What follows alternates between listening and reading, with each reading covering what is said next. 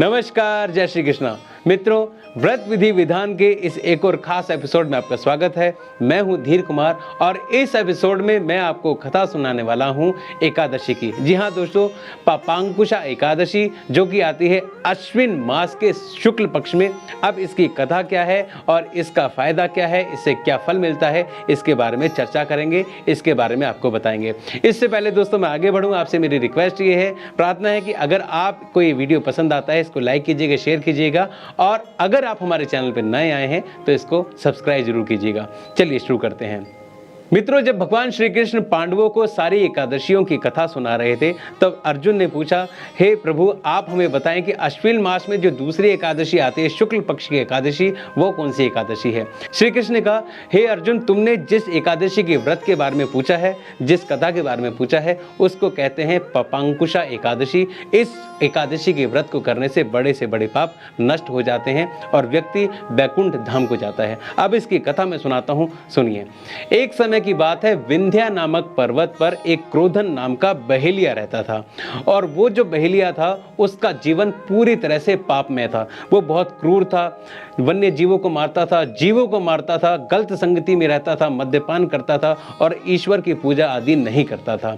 जब उसका अंतिम समय आया तो अंतिम समय में यमराज के दूत उसके पास आए और उन्होंने कहा कि तुम्हारा अंतिम समय आ गया है, कल हम तुम्हें लेने आएंगे। जैसे ही ये बात बहेलिया को पता लगी, उसको लगा कि उसका सारा जीवन पाप में गया है और ये बहुत बुरी बात है। वो घबरा गया और घबरा के वो अंगीरा ऋषि के आश्रम में गया। वहाँ अंगीरा ऋषि बैठे हुए थे और उनके पास बहेलिया गया और उनके चरणों में पड़कर उसने अपने सारे पापों की क्षमा मांगी और उनसे कहा कि मेरा अंतिम समय आ गया है, पर मैंने इतने पाप किए हैं, मैं चाहता हूँ कि मेरी जो है दुर्गति ना हो, मुझे मोक्ष की प्राप्ति हो, इसलिए मेरा उद्धार कीजिए। अंगीरा ऋषि को पे दया आ गई और उन्होंने उसे पापांकुशा एकादशी के व्रत के करने की जो है मार्ग बताया। अंगीरा ऋषि ने बहेलिये से कहा कि अगर आप ये एकादशी का व्रत करते हैं, पापांकुशा एकादशी का व्रत करते हैं, तो तुम्हारे सारे पाप नष्ट हो जाएंगे और आप भगवान विष्णु की शरण में चले जाओगे।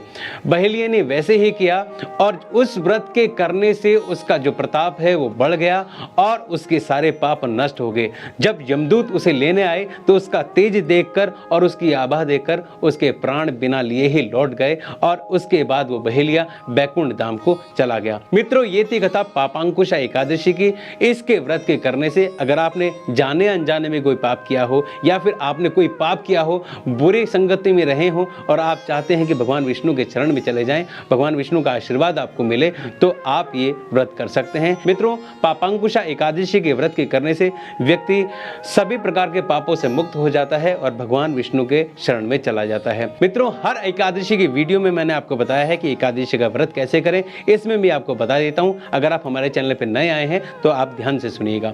मित्रों, एकादशी के व्रत की तैयारी दशमी से ही शुरू हो जाती है, तो आप कोशिश करें कि दशमी के दिन आप सात्विक भोजन खाएं, हो सके तो रात्रि का भोजन ना करें और विष्णु जी को आपको अगले दिन जो तुलसी के पत्ते चढ़ाने हैं वो आप दशमी को ही तोड़ के रख लें, क्योंकि एकादशी को तुलसी के पत्ते नहीं तोड़े जाते हैं।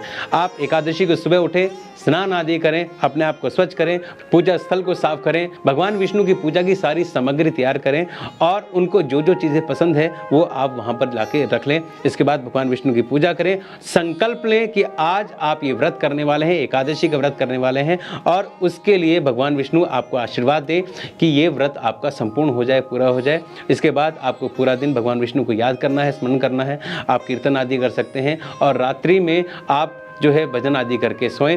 जब आप सुबह अगले दिन उठे द्वादशी के दिन, जी हाँ, मैंने आपको पहले भी बताया है कि द्वादशी तक चलता है एकादशी का व्रत, तो द्वादशी के दिन जब आप सुबह उठें सूर्योदय के बाद, फिर से आप उन्हें उसी तरह से भगवान विष्णु की पूजा करें। पूजा करने के बाद आप दान आदि करें, गरीबों को दान दें, ब्राह्मणों को भोजन कराएं और भोजन कराने के बाद स्वयं भोजन करें, व्रत का पारायण करें। इस तरह से एकादशी का व्रत है वो संपूर्ण होता है। तो ये सारी चीज़ें ध्यान में रखें। मित्रों, ये था वीडियो पापांकुशा एकादशी के बारे में। अगर आप इसके बारे में अपने विचार रखना चाहते हैं, कुछ कहना चाहते हैं, अपने विचार हमें बताना चाहते हैं, तो आप कमेंट करके बता दीजिएगा। आपके कमेंट हमारे लिए बहुत ज़रूरी हैं। मित्रों, इससे पहले मैं आपसे अनुमति, आपसे आग्रह ये है कि अगर आप हमसे सोशल मीडिया के माध्यम से जुड़ना चाहते हैं तो आप हमारे इंस्टाग्राम अकाउंट को फॉलो कर सकते हैं और फेसबुक पेज को लाइक कर सकते हैं। दोस्तों, अगर आपको वीडियो पसंद आया है तो इसको लाइक कीजिए, शेयर कीजिए, चैनल पर नए आए हैं तो सब्सक्राइब कीजिए और हमसे जुड़े रहिए, हमारा मार्गदर्शन करते रहिए। इसी के साथ मैं धीर कुमार लेता हूं आपसे अनुमति। जल्दी ही मिलूंगा एक नए वीडियो में, नए व्रत के साथ, नए विधि के साथ, नए विधान के साथ। जय श्री कृष्ण।